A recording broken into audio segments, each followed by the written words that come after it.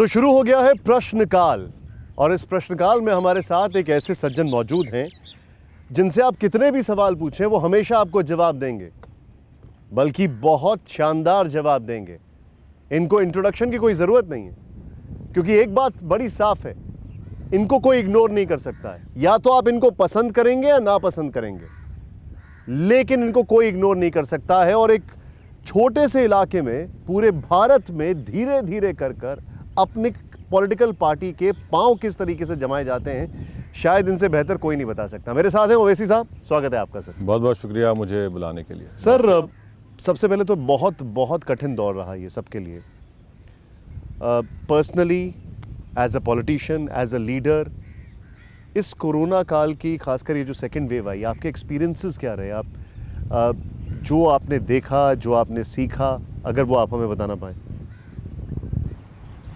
मेरी जानकारी में जितने मैं लोगों को जानता हूँ, या मेरे दोस्त जानते हैं, या मेरे पार्टी के लोग जानते हैं, वो ज़िम्मेदारी के साथ ये कहते हैं, और मैं भी कह सकता हूँ कि जिसको हम जानते हैं किसी के घर में मौत हुई है कोरोना की वजह से।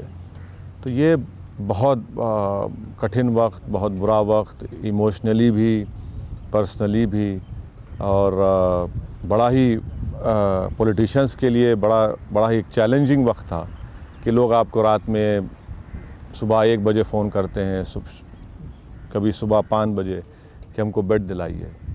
और कोशिश की हमने, सब लोगों ने, सब ने कोशिश की, मगर हमको यही बोलना है कि काश हमारे देश के प्रधानमंत्री सेकेंड वेव के लिए अच्छी तैयारी कर लेते और कॉन्फिडेंस में ना होते। जैसा कि उन्होंने जनवरी में कह दिया कि हमने 2 जगह पर कामयाबी हासिल कर ली, एक ऑस्ट्रेलिया में क्रिकेट में और कोविड के ऊपर। बीजेपी की नेशनल एग्जीक्यूटिव कमेटी ने प्रधानमंत्री को मुबारकबाद भी दे दी। हमने वैक्सीन की प्रोडक्शन की, प्रोक्योरिंग की तैयारी नहीं की। आपकी सोच में फर्स्ट वेव हमने ठीक से मैनेज की थी, सेकंड वेव में हमसे गड़बड़ हुई? नहीं, फर्स्ट वेव तो देखिए, फर्स्ट वेव मैनेज कहाँ कर पाए। फर्स्ट वेव तो ऐसा था कि पूरी दुनिया के लिए फर्स्ट वेव था वो। मिसाल के तौर पर हमने अमेरिका को वो दवाएं दे दी मलेरिया की, बाद में WHO ने कहा कि उसकी कोई अहमियत ही नहीं है। हमने माने ट्रायल एंड एरर का मेथड था उस वक्त। इतना जल्दी हमको चाहिए था कि हम सीख लेते उससे, कुछ समझ जाते उससे। और एक्सपर्ट्स, एपिडेमोलॉजिस्ट, एक्सपर्ट्स कह रहे थे कि सेकेंड वेव आएगी और उसके लिए हमको ऑक्सीजन की ज़रूरत पड़ेगी। आप बताइए कि हम 150 PSA सैंक्शन करते हैं और 8 महीने में सिर्फ 15 लगते हैं। और भारत के कैपिटल में अगर बड़े बड़े अस्पतालों को ऑक्सीजन नहीं मिलता, तो फिर इसके लिए तो आपको तो समझना चाहिए था ना कि जब ऑक्सीजन नहीं मिल रहा है, रेमडेसिविर हो या टोसिलिमेज़ाब हो, या फिर अब ब्लैक फंगस की दवा है, तो ये चीज़ें तो हर कोई कह रहा था कि होगा, ये आएगा, ये चीज़ आएगी। मगर हमने भारत के प्रधानमंत्री और उनकी सरकार पर मैं उनको ज़िम्मेदार समझता हूँ कि उन्होंने बड़ा और कॉन्फिडेंस में और गलत फ़ैसले लिए और तैयारी बिल्कुल नहीं की। और फिर वैक्सीनेशन का प्रोक्योरमेंट बड़े बड़े कंट्रीज़ हैं, चाहे US हो, UK हो, जापान हो, यूरोप हो, इन लोगों ने 2020 अगस्त में ऑर्डर दिया, हमने जनवरी में दिया, 5 दिन पहले शुरू करने से पहले। उन तमाम कंट्रीज़ ने अगस्त में एडवांस पेमेंट की, हमने मार्च अप्रैल में किए। फिर हमने गलत लिबरलाइज पॉलिसी का ऐलान कर दिया कि 50% स्टेट करेंगे, 50 सेंट्रल करेगी। फिर वो 50 में स्टेट में 25% प्राइवेट में जाएगा।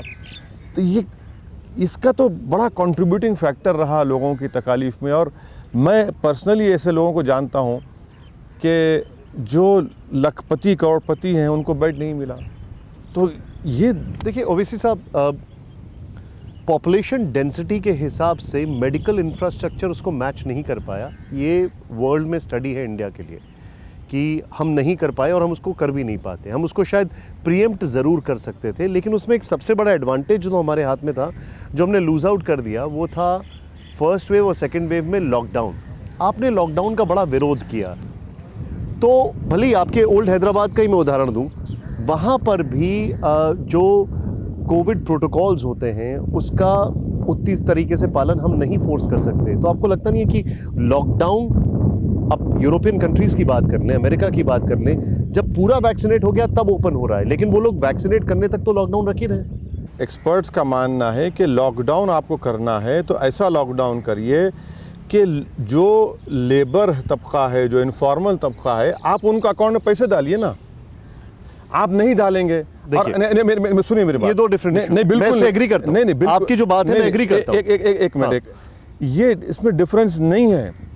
अगर मैं डेली वेजर हूं और मुझे जाकर काम करना ज़रूरी है, अगर आप मुझसे कहेंगे कि लॉकडाउन, घर से मत निकलो, तो फिर क्या खाएगा वो आदमी? वो लेबर क्या करेगा? जो बिहार से निकलकर मुंबई जाता है, हैदराबाद आता है, वो क्या करेगा? वो तो निकलेगा ना रोड पर। आप हर एक के अकाउंट में डालिए पैसे रुपये, लॉकडाउन कोई बात नहीं। अच्छा, आप देखिए, आप जो बता रहे हैं, नहीं, इसकी बाकायदा स्टडी है कि लोग लॉकडाउन तोड़ ही इसलिए रहे हैं क्योंकि उनको अपने पेट की चिंता है, इकोनॉमिक कंडीशंस, हेल्थ कंडीशन से ज़्यादा इंपॉर्टेंट है। लेकिन मैं बोल रहा हूँ वो चेन को तोड़ने के लिए तो सिर्फ एक ही उपाय है, अगर वैक्सीन नहीं हो रहा है तो। बिल्कुल नहीं है वो। अच्छा, आपने लॉकडाउन किया तो फिर आपने क्या तैयारी की? आपने वेंटिलेटर्स को सही किया? क्या आपने ऑक्सीजन को मुहैया किया? भाई, देश के होम मिनिस्टर अप्रैल में स्टेट गवर्नमेंट से कहते हैं कि डिस्ट्रिक्ट वाइज हमको आप डेटा दीजिए कि कितना ऑक्सीजन चाहिए आपको। आप तो देश के होम मिनिस्टर हैं। कोर्ट को जाकर ये सरकार कहती है ऑक्सीजन की जिम्मेदारी प्रधानमंत्री और होम मिनिस्टर की, और वो अप्रैल में पूछ रहे हैं। लॉकडाउन का इनसे क्या करना है? लॉकडाउन करने से या तो गरीब कोविड से मर गया या भूख से मर गया। और मैंने अपनी ज़िंदगी में, अपनी छोटी सी 25-26 साल की पॉलिटिकल लाइफ में, मैंने इतनी गुर्बत नहीं देखी। मैं आपको बड़ी जिम्मेदारी के साथ कह रहा हूँ, इतनी गुर्बत मैंने कभी नहीं देखी। इतनी गुर्बत कभी मैं नहीं देखी। आप क्या कर रहे हैं? आप सिर्फ भाषण दे रहे हैं, आप सिर्फ बोल रहे हैं। अरे भाई, तो खाएगा क्या? करोड़ों लोगों की नौकरियां चले गई इनफॉर्मल सेक्टर में। तो इसकी जिम्मेदारी आप किसके ऊपर बोलेंगे कि ये जो अभी तक जो बातचीत हुई उसमें ऐसा आपने कन्वे किया कि ये मिसमैनेजमेंट था, लेकिन इस मिसमैनेजमेंट की जिम्मेदारी स्टेट की है या सेंटर की है? सेंटर की है। अप्रैल, देखिए, प्रधानमंत्री ने 15 अगस्त को लाल किले से कहा कि हमारे पास रोड मैप तैयार है। जनवरी में प्रधानमंत्री ने जो मैंने कहा वो कह दिया। बीजेपी की नेशनल एग्जीक्यूटिव ने प्रधानमंत्री को मुबारकबाद दी। प्रधानमंत्री का स्पीच सुनिए लोकसभा में आप, जो प्रेसिडेंट डिबेट हुआ था, प्रधानमंत्री के स्पीच सुनिए जो उन्होंने वर्ल्ड इकोनॉमिक फोरम को कहा था। हमने क्या तैयारी की बताइए आप? आपने तो कोई तैयारी नहीं की। तो जाहिर है ये जिम्मेदारी पूरी सेंट्रल गवर्नमेंट पर आती है। आप वैक्सीनेशन की पॉलिसी आपकी गलत, लिबरलाइज वैक्सीनेशन पॉलिसी आप बोलते हैं, कहाँ के लिए? अरे, अगर आप और हम टैक्स दे रहे हैं तो मेरी जान बचाने के लिए दे रहे हैं ना। इसमें कौन सा बड़ा एहसान कर रहे हैं प्रधानमंत्री? आपका काम यह है कि मेरी जान बचाए। जान बचाना एक फंडामेंटल राइट है किसी भारत के सरकार का। अब मैं टैक्स किस लिए दे रहा हूं? फिर मरने के लिए टैक्स दे रहा हूं मैं। और मर भी जाऊं तो मुझे लकड़ी ना मिले जलाने के लिए, मुझे ज़मीन ना मिले दफनाने के लिए, तो मुझे पानी मिल जाए, पानी में भी नहीं मिलेगा मुझे। किस लिए हम टैक्स दे रहे हैं? जान बचाने के लिए दे रहे हैं ना। अगर वही आप काम नहीं करेंगे तो फिर क्या काम करेंगे बताइए? इसीलिए इसकी जिम्मेदारी देश के रूलिंग पार्टी बीजेपी पर आयद होती है। अब आपने अभी इस वैक्सीनेशन का जिक्र किया, आपने खुद वैक्सीन लगवाया है, आपकी फैमिली ने लगवाया है, आप लोगों से इंसिस्ट भी कर रहे हैं वैक्सीन लगवाएं, लेकिन एक सोसाइटी का सेक्शन है जो वैक्सीन से अभी भी बड़ा गुरेज कर रहा है। उसकी क्या वजह आप देखते हैं? नहीं, वो लोगों की हिमाकत है, बेवकूफ़ी है। और अगर कोई हेजिटेंसी है, उनको कोई शक व शुबात हैं, तो वो बेवकूफ़ी है, उनकी जान ले लेगा वो। मैं खुद सबसे पहले लिया, उसको हमने वीडियो डलाए, मैंने अपील की। आज भी हमारे पार्टी के तमाम जिम्मेदार मिलकर लोगों से अपील करें कि वैक्सीन लेना ज़रूरी है। अब प्रॉब्लम ये हो रहा है कि जब हम लोगों को भिजाते हैं सेंटर्स पर, मैं हैदराबाद की बात कर रहा हूँ, वहाँ पर वैक्सीन ही नहीं है। तो ये चीज़ें, तो इस पर तो कोई कॉम्प्रोमाइज़ नहीं हो सकता है कि वैक्सीन लेना पड़ेगा। Point taken. सर, क्या आपको लगता है कि कोरोना एक आने वाले चुनावों में एक बहुत बड़ा इशू होने वाला है? कोरोना को लेकर जो जिस तरीके से चीज़ें हुई हैं, लोगों की मौतें हुई हैं, चाहे वो देश का चुनाव हो या अभी हाल फिलहाल में जो यूपी का चुनाव हो रहा है, क्या आपको लगता है ये एक इशू बनने वाला है? क्यों नहीं होगा? बिल्कुल होना चाहिए ना। और अगर नहीं होना चाहिए या होगा? नहीं, होगा भी और होना भी चाहिए।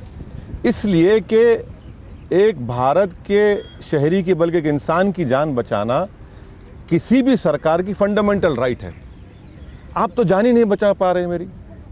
अब आप बताइए कि यूपी के 24 ज़िलों में डेथ जो हुई है, मौतें हुई है, 43 टाइम्स ज़्यादा हुई ऑफिशियल नंबर जो डिक्लेयर किया गया है।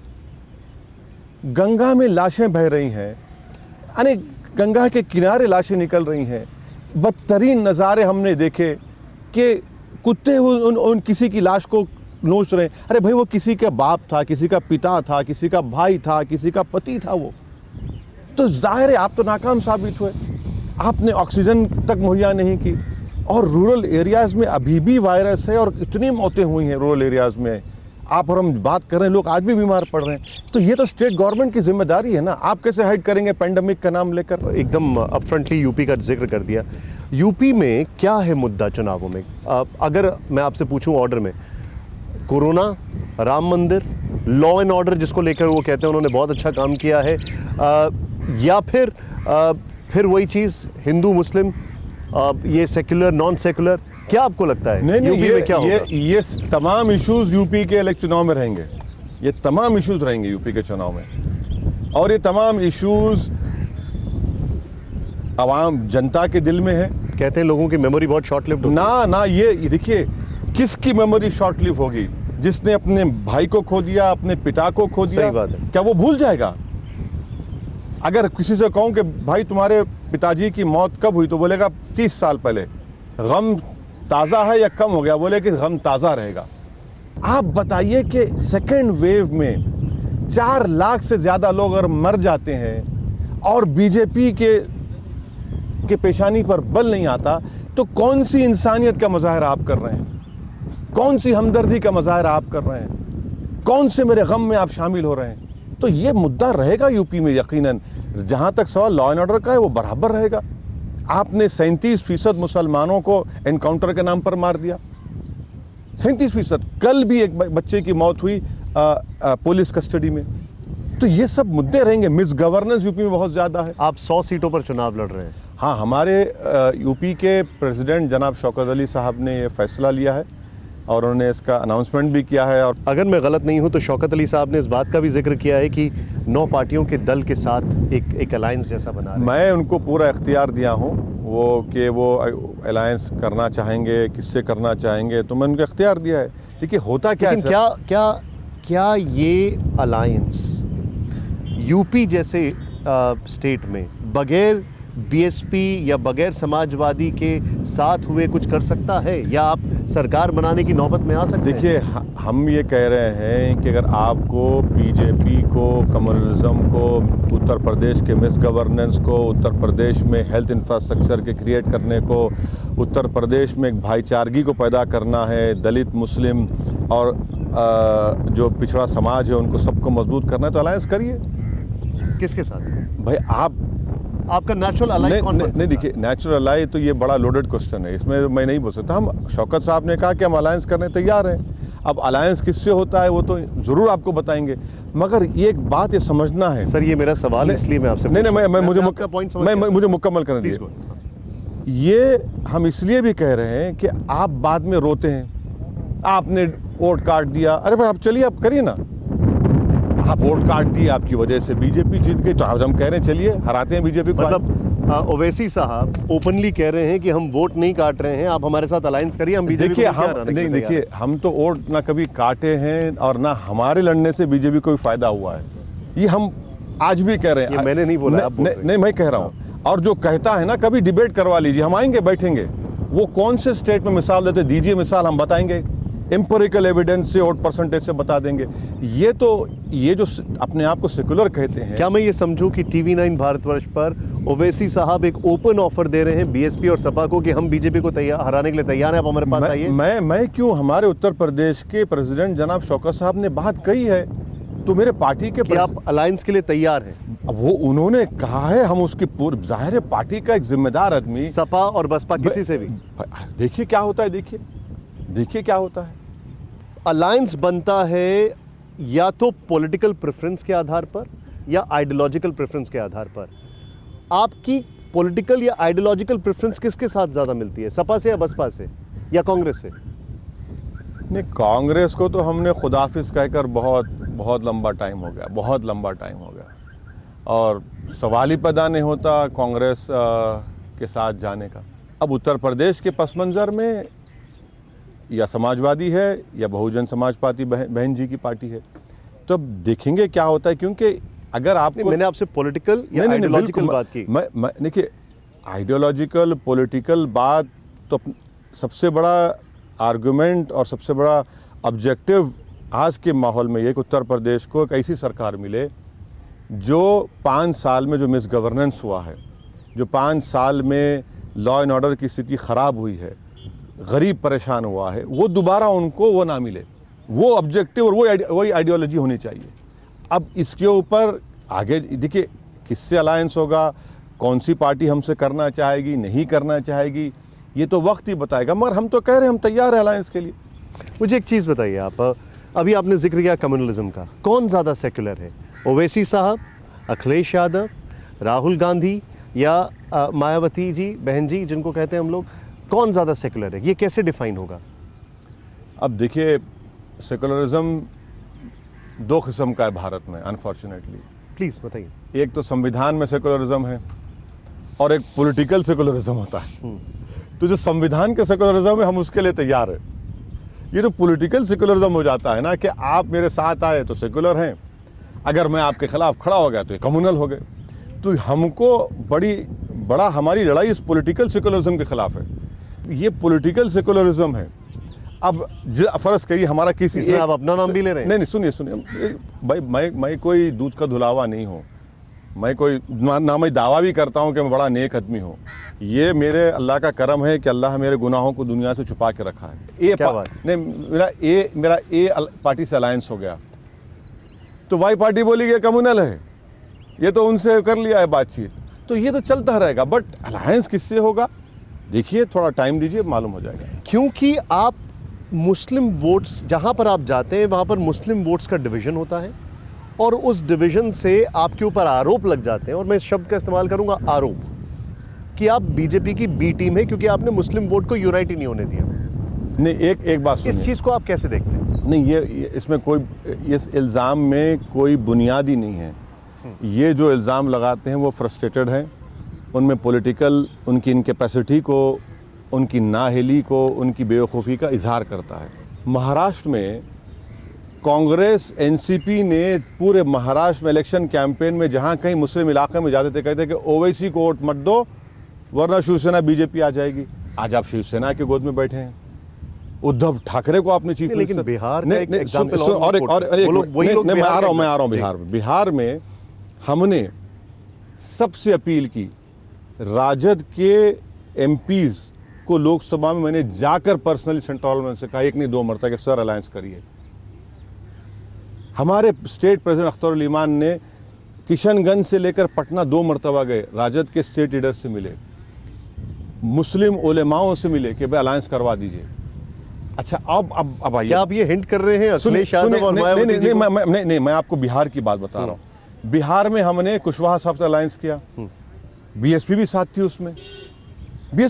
उसमें। अच्छा, हम जब लड़े हमारे 5 जीते, 5 एमएलए हमारे कामयाब हुए, सीमांचल की जनता को लाखों सलाम। 9 सीट पर यह कोalition कामयाब हुआ कांग्रेस का, राजद का। 6 सीट पर एनडीए कामयाब हुई और वो 9 और ये 6 जितने हमने वोट लिए उससे डबल मेजॉरिटी से जीते। तो भैया कहाँ का इल्ज़ाम? बिहार में हम एक पार्लियामेंट की 1 सीट लड़ते किशनगंज की, तीसरे नंबर पर आते हैं, 3 लाख वोट अख्तर उल ईमान लेते हैं। माँ बाकी जगह पर आप क्यों नहीं जीत पाए? हम तो नहीं लड़े ना। क्या वजह है, लोग आपको क्यों वोट दे रहे हैं? आपका अहम सवाल है कि वोट क्यों दें। देखिए, ये एक चेंज है मुसलमानों में जो ये पार्टी समझ नहीं पा रहे हैं।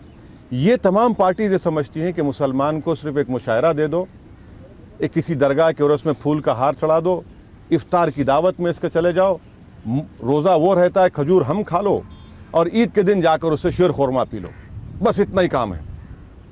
ये नहीं है जिस तरह हर कास्ट के एस्पिरेशन। तो आपने जिक्र मुसलमान का किया, हिंदू का नहीं किया? नहीं, सुनिए, आपको सिर्फ मुसलमान वोट? मैं आपको बता रहा हूँ, मैं एक मिनट, जिस तरह हर कास्ट के होप्स एंड एस्पिरेशंस हैं, उसी तरह मुस्लिम कम्युनिटी के यूथ के भी एस्पिरेशंस हैं। क्या आप और हम इस बात से इनकार कर सकते हैं कि भारत में 35 साल से कम उम्र लोगों की आबादी 60% की है? 17 करोड़ मुसलमानों की आबादी है, 11 करोड़ तो नौजवान बच्चे हैं। लेकिन देखिए तो और सुनिए, और साहब हमारे मैं आ रहा हूं, मैं आपका सवाल मुकम्मल कर रहा हूं, आपका सवाल। और हमारा स्लोगन ये है कि मुसलमान, दलित और जो वंचित समाज है उनको साथ आना बेहद ज़रूरी है।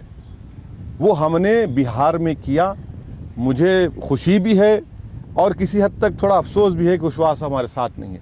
मगर वो जो एक्सपेरिमेंट बिहार में हुआ वो बहुत लेकिन देखिए आपने अपने सवाल में ये पूछा था कि मुसलमान क्यों होते, उसका जवाब आप एक यंग पॉलिटिशियन हैं, इस देश के एवरेज पॉलिटिशियंस जो हैं उसमें काफ़ी ऊपर आते हैं पढ़े लिखाई के लिहाज से। आप एक लीडरशिप, आपका रोल काफ़ी पुराना रहा है और आप मास लीडर हैं, तो खाली मुसलमान तक ही क्यों, पूरा देश आपको क्यों ना करे? मैं उसको आप अपील कर रहे हैं, उसका फोकस कर रहे हैं। आपका सवाल बिल्कुल अच्छा है, वो सही भी है। और मैं जो उसके लिए आप क्या प्लान? नहीं, देखिए, औरंगाबाद की सीट के हमसे मुस्लिम वोट से जीते। क्या बिहार के सीमांचल की जो 5 असेंबली सीट थी सिर्फ सीमांचल के मुसलमानों ने हमको वोट दिया? गलत बात है। एक और सीट है जहां पर मेरा कॉर्पोरेटर राजमोहन तीसरी मर्तबा कॉर्पोरेटर बना है। कि मेरी पार्लियामेंट सेगमेंट में एक और कॉन्स्टिट्यूंसी कारवान में, वहां पर हमारा यादव भाई जीता है। क्या आप ये कहना चाहते हैं कि जब ओवैसी साहब खड़े हों तो उनको उस चश्मे से ना देखा जाए जिसमें शीशे सिर्फ मुसलमान शब्द के लगे हों? हर चश्मे, हर शीशे से नहीं, आपको चश्मा लगाने की जरूरत ही नहीं चाहिए, आप अपने दिल की आंख से देखिए। मैं कह रहा हूं आप अपने, तो मुझे एक बात बताइए, ये दिल की आंख बंगाल में क्यों नहीं दिखी? पहला इलेक्शन था, हम सिर्फ 6 सीट पर लड़े।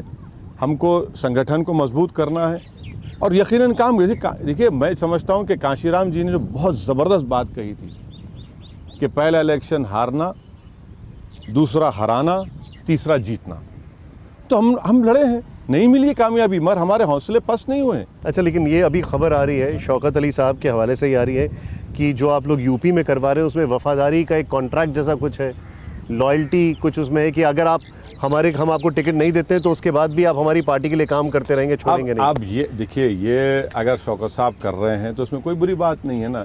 इसमें तकलीफ क्यों हो रही है? तकलीफ नहीं होनी चाहिए। नहीं, इससे लगता है कि ट्रस्ट फैक्टर कम है ना। ट्रस्ट फैक्टर का सवाल नहीं, आप अपना कमिटमेंट का इजहार कर रहे हैं। आप कमिटमेंट का इजहार कर रहे हैं कि आप ना सिर्फ जबान से कह रहे हैं बल्कि आप ये भी कह रहे हैं कि चलो मैं लिख के भी देता हूँ। तो बुरी बात क्या है उसमें? भाई आप जरूरी है? नहीं, देखिए, आप एक टीवी चैनल को काम करते हैं, कॉन्ट्रैक्ट तो साइन करना पड़ता है ना। तो ठीक है, ये कमिटमेंट है और लोग खुशी से कर रहे हैं। और देखिए, एंड ऑफ द डे तो ये कोई आपको किसी की गुलामी करने की जरूरत नहीं है। जो अभी तक हमारी जो बातचीत हुई, क्या वजह है कि कांग्रेस के टारगेट पर आप हमेशा रहते हैं? अभी हाल फिलहाल जो एक स्टेटमेंट आया जो कि थोड़ा सा नर्विंग था हम लोगों के लिए, मीडिया में मसाला हो सकता है लेकिन आज के दौर में ऐसा स्टेटमेंट शायद बहुत शोभनीय नहीं है। आपकी तुलना जिन्ना से कर दी गई, दिग्विजय सिंह साहब ने कर दिया, आपने भी उसका जवाब दिया। कांग्रेस के लिए आप इतने अनटचेबल क्यों हैं? देखिए, आप कांग्रेस से इतने खफा क्यों रहते हैं? देखिए, ये दिग्विजय सिंह साहब जो है ना, ये माशाल्लाह ऐसे हैं कि जहाँ कहीं जाते कांग्रेस की नैया को डुबाते हैं। तेलंगाना हमारे मुखालिफत की बात भी आपने बनाया, दिग्विजय जिम्मेदार थे, अब माशाल्लाह वहाँ से टीआरएस 2 इलेक्शन जीत गई। गोवा में थे, रात में होटल में सो रहे थे, नितिन गडकरी ने गवर्नमेंट बना दी।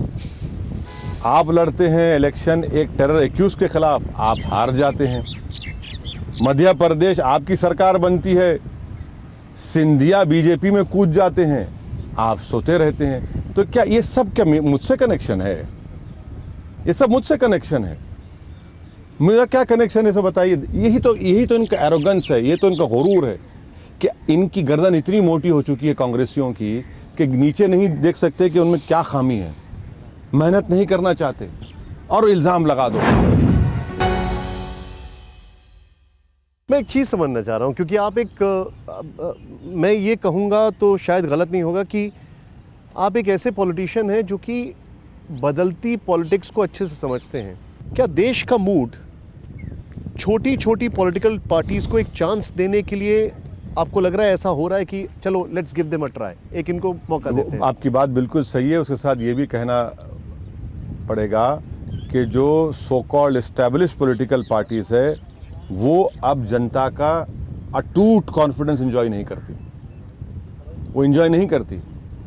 इसीलिए इन लोगों को हम कह रहे हैं कि आप इस चीज़ को समझिए, ये ज़मीनी हकीकत को समझिए अगर आप ये समझेंगे कि आपके अकेले से आप जीत जाएंगे, वो तो नहीं होने वाला है। लेकिन ऐसा कौन सा पॉलिटिकल लीडर आपको दिखाई देता है जो सभी को एक साथ लेके चलने के लिए तैयार दिखाई दे?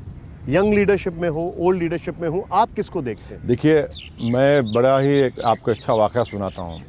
हम जब निज़ाम कॉलेज हैदराबाद में बीए पढ़ते थे, मैं कोई ब्राइट स्टूडेंट नहीं था, लोग हमारे दोस्त कंफर्म करेंगे। वहाँ निज़ाम कॉलेज कैंटीन में हम बैठते थे, दिन भर चाय पीते थे, गुलाब जामुन खाते थे, और जब पैसे ज़्यादा बढ़ जाते तो अदा करना पड़ता। तो एक बार हमारे पब्लिक एडमिनिस्ट्रेशन के राव साहब, बड़े अच्छे प्रोफेसर थे, उन्होंने हमको पकड़ लिया सबको, आगे बोले चलो क्लास चलो। तो पब्लिक एडमिनिस्ट्रेशन में जाकर उन्होंने कहा कि भारत की जमहूरियत क्या होती है। मुझसे पूछा कि वो तुम बोलो। बड़े तेज़ आदमी थे, बोले सर हम सीख नहीं आए। बड़े खुश हुए, बोले हाँ देखो सीख नहीं आया। बोले भारत की जमहूरियत एक स्वयंवरा की तरह है। तो कभी कभी जाके किसी गले में हार पड़ जाता, तो इंतजार करिए अब आप। क्या आपको ऐसा लगता है कभी आपके गले में हार ना पड़ेगी? ना, देखिए मेरे से 2024 ना ना ना ना, देखिए मुझे अपनी हद मालूम। मेरी लड़ाई पावर में आने की नहीं, मेरी लड़ाई पावर एम्पावर करने की नहीं, लड़ाई। लेकिन अभी तो आपने काशीराम जी का जो प्रिंसिपल दिया उससे इरादे बिल्कुल, आपके देखिए अलग लग रहे हैं। देखिए, काशीराम एक हिस्टोरिकल पॉलिटिकल फिगर है। पॉलिटिक्स में जिस आदमी ने ज़मीन से हज़ारों किलोमीटर चल चल कर मेहनत की, इस पार्टी को इस्टेब्लिश किया, उसका तो कोई मिसाल मैं ही अपने नहीं। सवाल को रिफ्रेस करता हूँ। हाँ। ओवैसी साहब, काशीराम जी के जो प्रिंसिपल्स हैं, 3 प्रिंसिपल आपने नाम लिया, पहला हराने के लिए, पहला हारने के लिए, दूसरा हराने के लिए और तीसरा जीतने के लिए। उन 3 जो प्रिंसिपल्स का आपने जिक्र किया, उनमें से आप किस स्टेज में है 2024 की अगर मैं बात करूं? नहीं, 2024 में हम तो जीतने के स्टेज में हैं। क्यों नहीं जीतेंगे, बराबर जीतेंगे। क्या प्रधानमंत्री बनना चाहते हैं? ना ना ना, ये सब देखिए, ये सब मुझे देखिए, मैं आपको फिर से कह रहा हूँ, मेरा ख्वाब अपने लिए पावर हासिल करना नहीं है। मेरा ख्वाब, मेरी कोशिश यही है कि एम्पावर किया जाए, लोगों को लीडर्स बनाए जाए, ज़मीन से लीडर उठाकर बनाए जाए। हर एक को तो मौका अल्लाह नहीं देता ना, अल्लाह ने मुझे मौका दिया, मैं कोशिश कर रहा हूँ। कामयाब होगा नाकामी होगा तो अलग बात है, मगर कोशिश करना तो मेरे हाथ में। मगर जिम्मेदारी के साथ कह रहा हूँ कि ना मेरा कभी ज़िंदगी में कभी मेरा ऑब्जेक्टिव था, ना कभी रहेगा कि मैं खुद के लिए कुछ हासिल करूँ। बहुत कुछ दिया अल्लाह ने मुझे। मैं सोचा भी नहीं था कि मैं यहाँ बैठूँगा आपके सामने, पार्लियामेंट के सामने बैठकर आप मेरा इंटरव्यू करेंगे। मैं तो ख्वाब में भी नहीं सोचा था। अच्छा, अब मैं आपसे, अब पहुंचने की बात चल रही है, एक अरमान है, एक शरद पवार जी दिखाई दे रहा है कि थर्ड फ्रंट बनाने का अरमान रखते हैं किसी की पहुंच को कम करने के लिए। आप उस पर क्या टिप्पणी देंगे? अरे सर, हमको तो इनको तो हमारे परछाइयों से खौफ है ना। कैसे, ये कैसे कह सकते हैं? अरे बिल्कुल है, बिल्कुल है। हम अगर कोई अनटचेबल पॉलिटिशियन है तो हम माशाल्लाह से वो टॉप 10 में हमारा नंबर शायद तीसरा चौथा आ जाए। नहीं, बट इसके क्या नहीं, अब ये वही जानते हैं, मगर इनको लगता है कि मंजलिस को या ओवैसी को लेने से इनको बड़ी एलर्जी होती है। तो मुझे उससे कोई तकलीफ नहीं है, मुझे उससे कोई तकलीफ ना, मेरे को शिकायत है। एक सर डायरेक्ट सवाल है मेरा ओवैसी सर आपसे, ये है कि कोई ऐसा अलायंस बनता है जो बीजेपी को हटाने के लिए बने आने वाले लोकसभा चुनाव में, क्या आप उसका हिस्सा बनने के लिए तैयार हैं अगर वो आपको आमंत्रित सर, करते ये हैं? सवाल आप मुझसे क्यों पूछ रहे हैं? अब आप कहेंगे कि आपने कम्युनल बात कर दी। अगर कोई कम्युनिटी कंसिस्टेंटली बीजेपी को अपोज कर रही है जनसंघ के ज़माने से, और कोई कम्युनिटी का सबसे ज़्यादा नुकसान भी हुआ है इस अपोजिशन की वजह से, चाहे वो राइट्स में हो या स्ट्रक्चरल जो एम्पावरमेंट डिसएम्पावरमेंट करने के लिए काम किया गया, तो यही कम्युनिटी का हुआ है, दलित और मुसलमान का, आदिवासियों का। तो अब ये तो इन तमाम लोगों को सोचना चाहिए ना, मुझसे सवाल करने से जवाब क्या हासिल देखिए होगा? ओवैसी जी, मेरे मन में एक बड़ा नेचुरल सा सवाल आ रहा है। आपने इतनी बार दलित का जिक्र किया, इतनी बार काशीराम जी का जिक्र किया, मैं हर बार करता हूं, अम्बेडकर का, ठीक है, बाबा साहेब का, कांशीराम का, ये तो मैं हालांकि मेरा और आपका ये तीसरा इंटरेक्शन है, लेकिन हमारा पहली बार इतनी बार आप मेरे स्पीचेस सुने, मेरे इंटरव्यूज देखे, ये मैं यूपी के इलेक्शन को सामने रखकर नहीं कह रहा हूँ। मैं पूछ रहा हूँ नहीं, मैं ऑनेस्टली मेरा मानना ये है। नहीं, मैं इलेक्शन की बात नहीं कर रहा, अलायंस होता नहीं होता अलग बात है। मैं पूछ रहा हूँ कि क्या आप बीएसपी की तरफ देख रहे हैं? देखिए, काशीराम को आप सिर्फ बीएसपी से क्यों जोड़ना चाहते? यकीनन उन्हीं की वजह से बीएसपी को उन्होंने फाउंड किया, बीएसपी के लिए मेहनत की, मगर एक पॉलिटिकल आइकॉन है काशीराम, और हम जैसे छोटे पॉलिटिशियन के लिए कि कैसे उन्होंने मेहनत की उस ज़माने में, ना जब सेल फोन था, ना कोई इंटरनेट था, कैसे लोगों को जोड़ा, कैसे लोगों को ख़रीद किया, ये गैर मामूली कुर्बानी है उनकी। वो राम मंदिर पर आपकी क्या राय है? आप जाएंगे अगर बन गया तो? भाई मेरी मस्जिद वहाँ पर थी, आपने उसको तोड़ दिया 6 दिसंबर को। जहाँ पर 400 साल मेरी मस्जिद थी आपने तोड़ दिया। सुप्रीम कोर्ट ने भी कहा कि वो एग्रीगेस एक्ट था और सुप्रीम कोर्ट का जजमेंट आया। हम क्या कह सकते हैं? अगर मस्जिद नहीं तोड़ी जाती सुप्रीम कोर्ट का जजमेंट क्या था बताइए, क्या था मुझे बताइए। अगर मस्जिद नहीं टूटती सुप्रीम कोर्ट जजमेंट क्या आता था? उसमें कहीं पे भी जिक्र नहीं किया गया है। नहीं किया है ना, ये तो मेरे लिए फेट अकम्पली हो गया। और मस्जिद को बचाने की जिम्मेदारी तो सुप्रीम कोर्ट ने कल्याण सिंह सरकार को दी थी, उन्होंने रिक कर दिया था। आप सोचिए कि ये तो हमारे लिए ऐसा जख्म है जो हम लोग ज़िंदगी भर, बल्कि हमारी नस्लों में भी जख्म रहेगा ये, कि हमारे देश की सुप्रीम कोर्ट को आपने वादा किया कि बचाया जाएगा और आपने तोड़ दिया, और जिन्होंने तोड़ा वही सत्ता में आ गए, वही बना रहे हैं, उनको ही दे दिया आपने बनाने के लिए। तो ये तो हमारे सेकुलरिज्म से, हमारे रूल ऑफ लॉ के प्रिंसिपल्स को तो उजागर नहीं करता। टॉप 3 इश्यूज में क्या ये इशू होगा आपका? देखिए, कोई टॉप 3 इशू नहीं होता पॉलिटिशियन के लिए।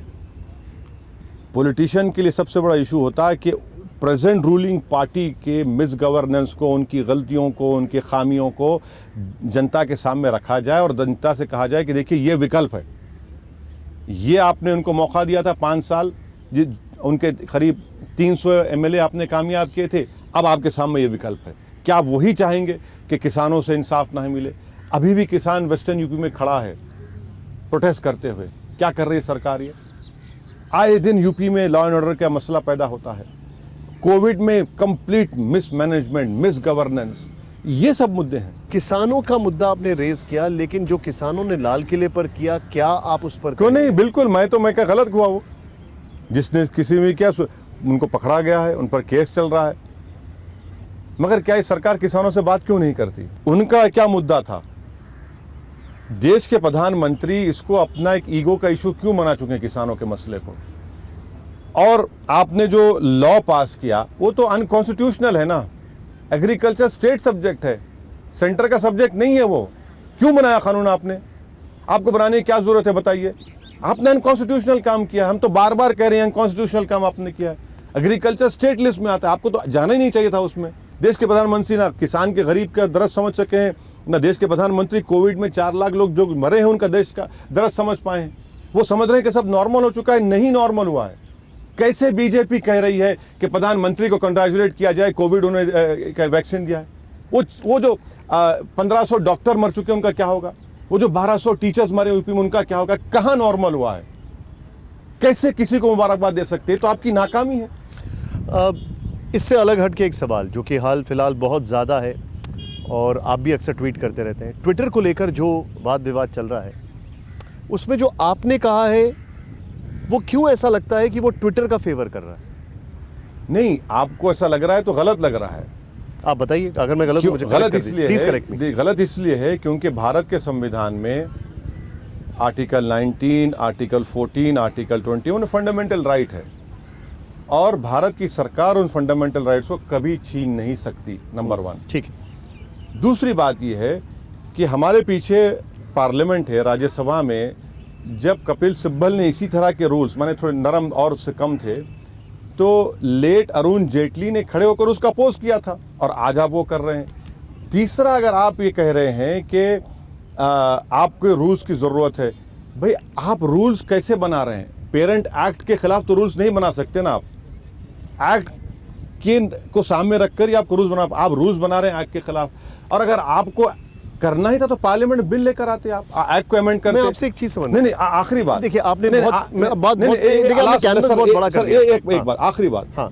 अगर सरकार ये कह रही है कि हमको कंट्रोल करना है फेक न्यूज का, तो जब टूल किट का केस हुआ तो आपने दिल्ली पुलिस को भिजा दिया ट्विटर के पास। क्यों भिजाया आपने? जबकि ट्विटर ने कहा कि बीजेपी का ट्वीट मैनिपुलेटेड मीडिया कहा, तो आपने दिल्ली पुलिस को भिजा दिया। यही हम कह रहे हैं। कुछ चेन ऑफ क्वेश्चंस है। सरकार ये चाह रही है कि रूल्स के नाम पर सेंसरशिप किया जाए।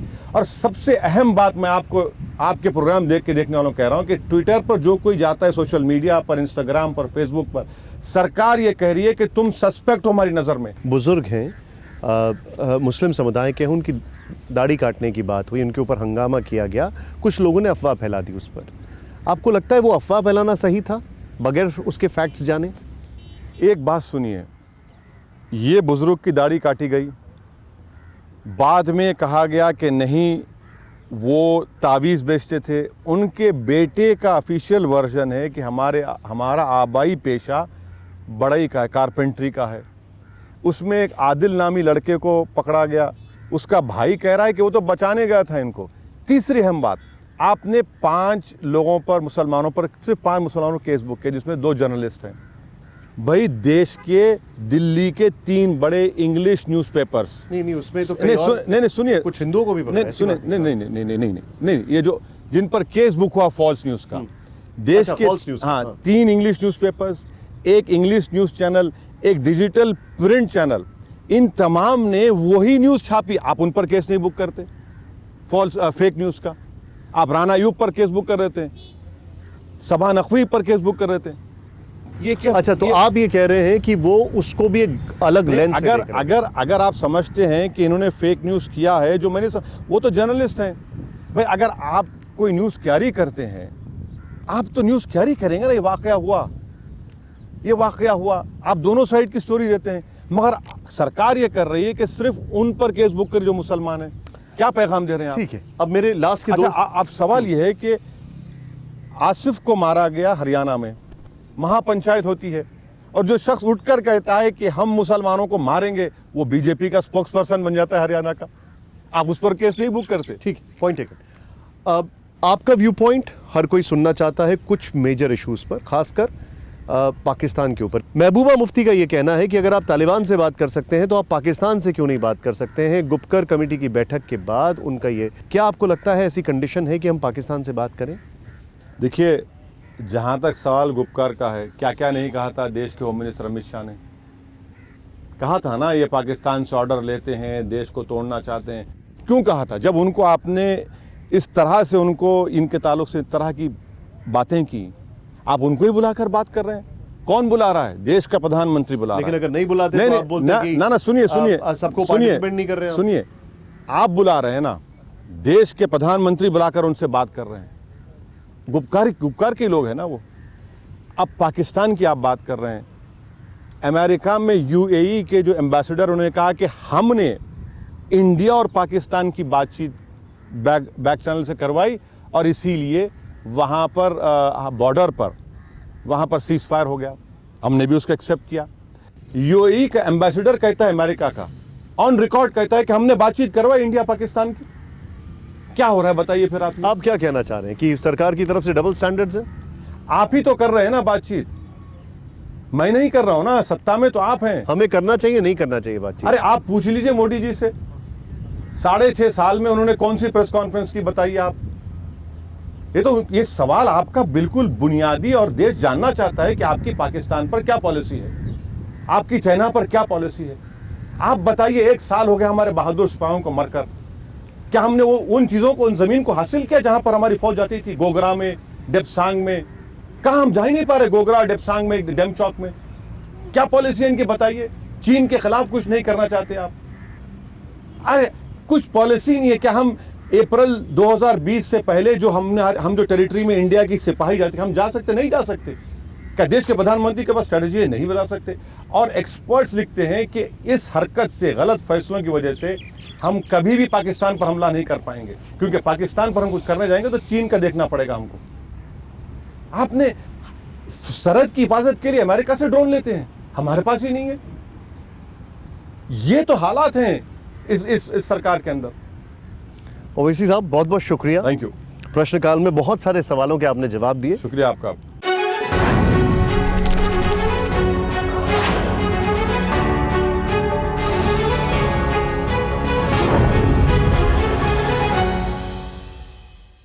फिक्र आपकी, सोमवार से शुक्रवार रात 9 बजे सिर्फ TV9 भारतवर्ष पर।